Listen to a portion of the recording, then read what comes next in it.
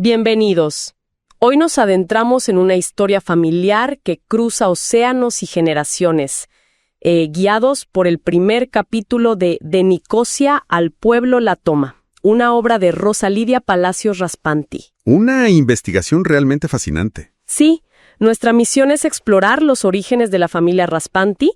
Vamos a seguir sus pasos desde la Sicilia de finales del siglo XIX hasta su llegada a Argentina. Queremos entender qué impulsó esa travesía, ¿no? Y cómo era el mundo que dejaron atrás. Así que, bueno, vamos a sumergirnos. Precisamente. Y no solo la historia familiar en sí, sino todo el contexto. El tejido histórico, social, económico. Tanto allá en Sicilia como acá, bueno, en la Argentina de la época. Este primer capítulo, que se basa mucho en la investigación de la autora y en tesoros como las notas de su abuela. Qué maravilla tener eso. Totalmente. Nos da una ventana increíble a esas fuerzas que moldearon la migración. Comencemos entonces por el principio, por Sicilia. El libro la describe como una tierra de contrastes, ¿no? Hermosa, pero áspera también. Me llamó mucho la atención lo del Etna. Claro. Ese volcán ahí, dominando todo. Imagino que eso marcaba la vida diaria de alguna forma. Sin duda. La presencia constante de algo tan poderoso. Y bueno, más allá de la geografía, que es imponente, es clave entender la historia siciliana. Una historia de ser un crisol, sí, pero también un territorio muy disputado. Pasaron muchos por ahí, ¿no? Griegos, romanos. Sí. Árabes, normandos, españoles. Cada uno dejó su marca cultural. Eso le da una riqueza enorme en tradiciones, arquitectura, hasta en la comida. Pero claro, esa misma historia significó también explotación económica, crisis sociales recurrentes. Era una tierra codiciada, pero sufrida por su gente, digamos. Y el clima tampoco ayudaba mucho, según cuenta el libro. Sequías, ese viento siroco que viene de África, cálido, con polvo, no suena fácil para la agricultura. Para nada. Y sin embargo, era una tierra rica en producción. Trigo, vides, olivos, cítricos y hasta azufre y sal. Y la pesca, claro. Atún, sardina. Importante para Italia. ¿Cómo convivía esa riqueza con esa dureza? Esa es justamente la gran paradoja siciliana de la época. Tenías una base agrícola potente, productos muy valorados, pero todo era muy vulnerable. Al clima, sí, pero también a las estructuras sociales, económicas.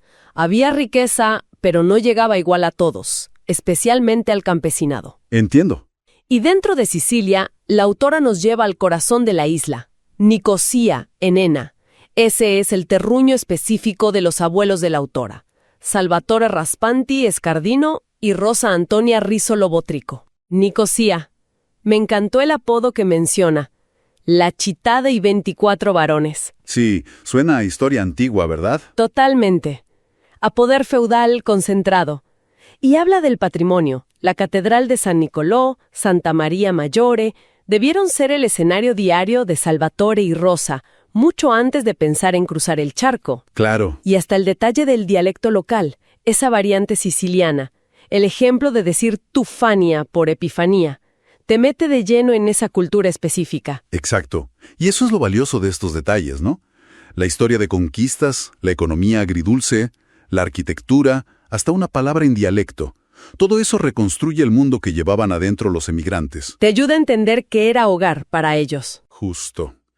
Y por contraste, el cambio tan radical que suponía irse. Hay otro dato que el libro menciona casi de pasada, pero fíjate qué interesante. La población de Nicosia ya estaba bajando a fines del siglo XIX. Ah, mira. Un síntoma quizá. Un síntoma sutil, sí, de que las cosas no iban bien para todos ahí. Tiene sentido. Bueno, conectemos esto ya con la familia Raspanti. Entiendo que la autora, Rosa Lidia Palacios Raspanti, reconstruye el linaje gracias en parte a esas notas de su nona, Rosa Rizzo. ¡Qué suerte contar con eso! Un verdadero tesoro documental, sí. El punto de partida parece ser una pareja, Nicolò Raspanti y Giuseppa Selfo, allá en Nicosia. Así es. Y de ellos nace su hijo, Santo Raspanti Selfo, por allá por 1813.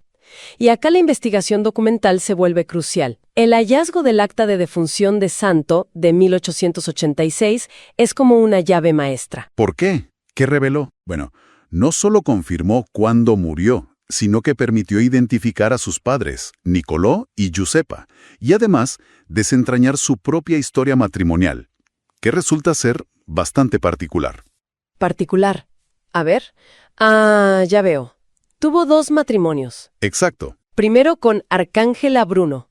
Tuvieron 2 hijos, Santos José y Micaela. Y después enviudó y se casó con Francesca Scardino, que según el libro era bastante más joven, 29 años menor. Sí, una diferencia notable para la época. Y con Francesca tuvo otros 3 hijos, Salvatore, que es el nono de la autora, José y Nicolás. 5 hijos en total de santo. Y esta estructura, fíjate, 2 grupos de hijos, de madres distintas con diferencia de edad, es fundamental para entender la dinámica migratoria que viene después. Claro. Tenés por un lado a los Raspanti Bruno, los mayores, y por otro a los Raspanti Scardino, los hijos de Francesca, más jóvenes. Esa diferencia probablemente influyó en quiénes se fueron primero y por qué. Entendido. Entonces, mientras esta familia se va formando así en Nicosia, ¿qué pasaba en Sicilia en general a finales del XIX? El libro pinta una época bastante movida. Movidísima, extremadamente turbulenta. Son las décadas después de la unificación italiana, de 1860. Y paradójicamente la unificación no trajo prosperidad al sur, menos a Sicilia. ¿Empeoró la cosa? En muchos aspectos sí. El libro cita al historiador Alfredo Gelso, que habla de subdesarrollo, atraso económico. La situación campesina empeoró respecto a la época anterior, la borbónica, y eso generó un caldo de cultivo para el descontento. ¿Y cómo se manifestó ese descontento? De varias formas. Una fue el bandolerismo, el brigantaggio, que era en parte crimen común, sí, pero también una forma desesperada de protesta social. Y ahí aparece la mafia, ¿no? El libro es cuidadoso con eso. Sí, lo es. Cita fuentes que sugieren que, en sus orígenes, pudo ser como una especie de sociedad de protección para los grandes terratenientes, los latifundistas. ¿Protección contra qué? ¿Contra los bandoleros o las revueltas? Probablemente ambas cosas. Una relación compleja, de necesidad mutua, parece. Los dueños de la tierra necesitaban seguridad y la mafia incipiente necesitaba la influencia y las conexiones de ellos para operar. ¡Qué complejo! Mucho. Pero ojo, frente a eso también surgió resistencia organizada. Los fasci siciliani, los fasci de trabajadores. Ah, eso también lo menciona. ¿Qué eran exactamente? Era un movimiento sindicalista, con ideas socialistas. Nació por 1891 y creció rapidísimo. Campesinos, mineros del azufre, pedían mejores condiciones, reformas agrarias. O sea, una sociedad muy dividida. Terratenientes y mafia por un lado y los trabajadores organizados por otro. ¿Y cómo terminó esa tensión? Bueno, como te imaginarás en esa época, con represión. Los terratenientes se asustaron con la fuerza de los fasci y pidieron ayuda a Roma. La respuesta, en 1894, fue militar. Aplastaron el movimiento sin miramientos. Durísimo. Durísimo. Y para muchos sicilianos eso fue la señal definitiva. Se acabó la esperanza de mejorar las cosas ahí. Las condiciones en el campo, ya malas, se volvieron insostenibles. Si sumás que las pocas reformas agrarias no alcanzaban, el resultado fue un éxodo, la gran emigración hacia América. No fue casualidad. Fue una consecuencia directa. Totalmente. Y acá un dato clave del libro. Para 1894, cuando reprimen a los fasci, los hermanos mayores Raspanti, Santos José y Micaela Raspanti Bruno, ya se habían ido a Argentina. Ah, eso sí que lo cambia todo. Entonces Sicilia era un factor de expulsión clarísimo. Pobreza, inestabilidad, violencia sin futuro. Y frente a eso, ¿qué imagen daba Argentina? ¿Por qué tantos miraban para acá? Es que Argentina no solo daba una imagen, la construía y la promocionaba activamente. La Ley Avellaneda de 1876 no fue solo una ley que permitía inmigrar, fue el marco de una política de Estado para atraer gente. El gobierno argentino hacía campaña en Europa. Sí, campañas para reclutar mano de obra. Buscaban perfiles específicos, justo los que abundaban en el sur de Italia. Jornaleros, artesanos, agricultores, gente dispuesta a trabajar duro. O sea, no era un vengan si quieren, era un los necesitamos, vengan. Exacto. Y lo hacían de formas muy concretas. El libro detalla oficinas de información en puertos europeos, A veces hasta pagaban parte del pasaje. ¿En serio? Sí, y definían quién era el inmigrante ideal. Menor de 60 que pudiera probar moralidad y ganas de trabajar y que viajara en segunda o tercera clase. Eso indicaba que era trabajador manual. Qué específico. Muy específico. Y al llegar ofrecían cosas como alojamiento temporal gratis en el famoso Hotel de Inmigrantes en Buenos Aires, atención médica básica, ayuda para conseguir trabajo o irse al interior. Una operación bien montada, entonces. ¿Con qué objetivo? ¿Qué buscaba Argentina? El objetivo era doble y muy estratégico. Por un lado, poblar el interior, la pampa húmeda a otras zonas. Estaban casi vacías después de las campañas contra los pueblos originarios. Y por otro, necesitaban brazos para trabajar esas tierras y consolidar el modelo agroexportador que estaba en pleno auge. Tierra y trabajo, básicamente. Exacto. Y ofrecían el gran anzuelo, acceso a la tierra. El libro menciona una medida de 1882 que daba hasta 25 hectáreas por familia inmigrante en colonias agrícolas, con la condición de vivir ahí y cultivarlas. 25 hectáreas. Para un campesino siciliano eso debía sonar increíble. Impensable. Era la promesa de ser propietario, algo casi imposible en Sicilia. Por eso, regiones como Sicilia, Calabria, con tantos problemas, se volcaron a la emigración hacia acá. Entendido. Ahora, volvamos a Nicosia, a mediados de los 90 del siglo XIX. Está Francesca Scardino, ya viuda, con sus hijos jóvenes, Salvatore, José, Nicolás. ¿Cómo encaja todo esto, la dureza siciliana y la promesa argentina, en su decisión? Encaja perfectamente, diría yo. Tenían todos los motivos para querer irse de Sicilia. La pobreza, la falta de futuro, la inestabilidad. Todo lo que hablamos. Los factores de expulsión. Clarísimos. Y por otro lado, tenían un destino, Argentina, que no solo los aceptaba, sino que los llamaba.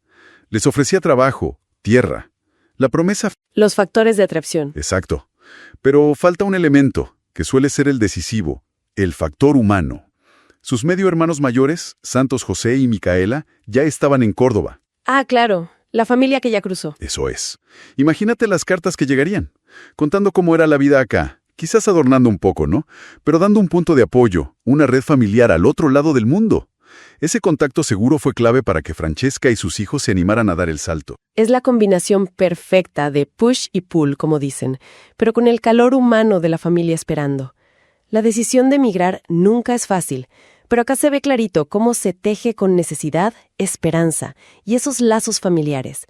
Pensar en el coraje de Francesca, una viuda con hijos chicos, embarcarse en ese viaje. Red social, la cultura, la lengua materna, porque en la Sicilia rural no se hablaba italiano estándar todos los días, ¿eh? Claro, el dialecto. Exacto.